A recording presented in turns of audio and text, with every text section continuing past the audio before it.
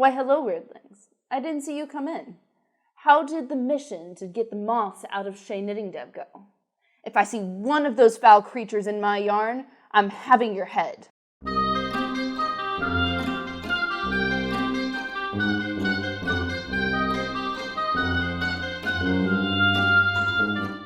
Welcome to the game of Dark Overlord, the game for 6 players where one player plays the Dark Overlord rigor mortis and the other players play all the minions that are trying to explain why they screwed up his mission. As a minion, you're going to lie, cheat, grovel, do whatever you can to pass the buck to your friends because you don't want to be the one blamed for the mission failing. To set up the game, you're going to set up the cards into 2 piles, hint cards and action cards. Then you will hand the Withering look cards to the Dark Overlord of your choice. Every player will draw 3 hint cards and 3 action cards, and you'll start the game. In the beginning, the Dark Overlord will ask a question of his minions. That question can be pointed to one specific minion, or the minions as a whole, and the bravest minion can speak up first. Since the Dark Overlord is in charge of the narrative of this game, he gets to choose what that question's gonna be.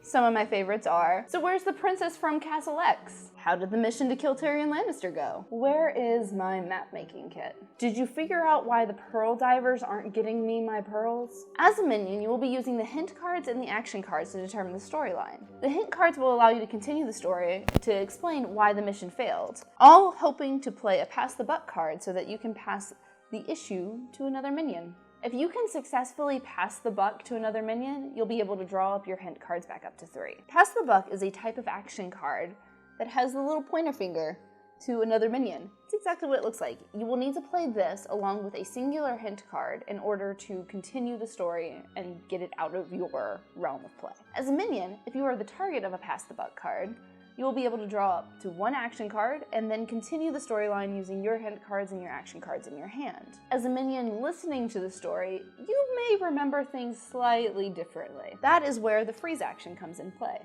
At any point during the storyline, you may play a freeze action with another hint card to say, well, wait a minute, I remember that differently.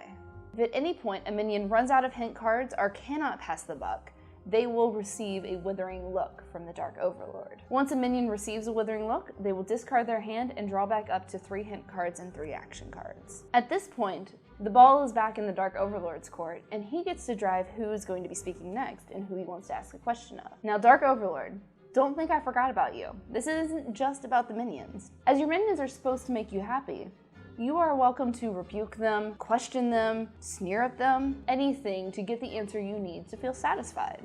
Never forget, as the Dark Overlord, you're the ruler of the narrative. You don't have hint cards that bind you.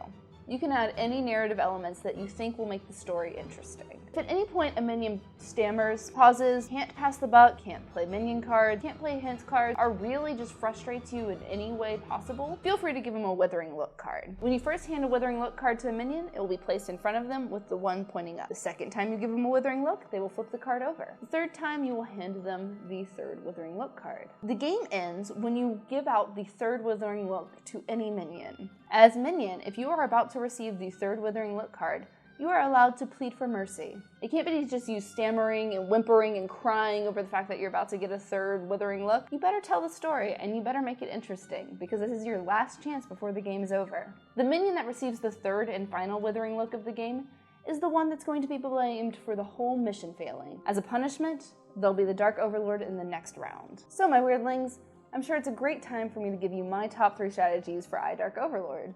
Number 1, as a minion, always keep the narrative funny. You want to continue the narrative in any way possible, and you can use any part of the card to do that, whether that's the picture, or the name, or the flavor text, anything. Just make sure that you always keep it upbeat, or at least humorous, because if you're not keeping the Dark Lord happy, you're not going to do well in the game. Number 2, as the Dark Overlord, always push the narrative to new and extreme elements. Since you're not bound by hint cards, you're the one that can continue making the story fun and interesting to yourself and to the rest of the table. And number 3, from a tactical perspective, it's good to keep at least 1 freeze card in your hand at any given time. That freeze card is going to give you power to make somebody stammer, make somebody trip up, and hopefully keep you from getting the Withering looks from the Dark Overlord. So that's the game of Dark Overlord. I find this game to be good with the more creative aspects of your board gaming group. So this is another party game in the theme of Halloween and getting ready. If you want a deeper game, how about you try Fury of Dracula?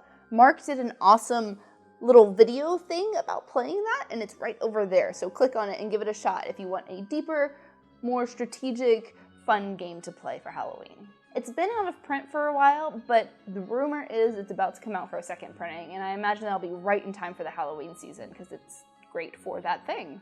Tell me down below what storytelling games you like to play. Also, don't forget to like and subscribe. Do you like storytelling games? Then you like me, and if you like me, you should like down below. It's worth doing.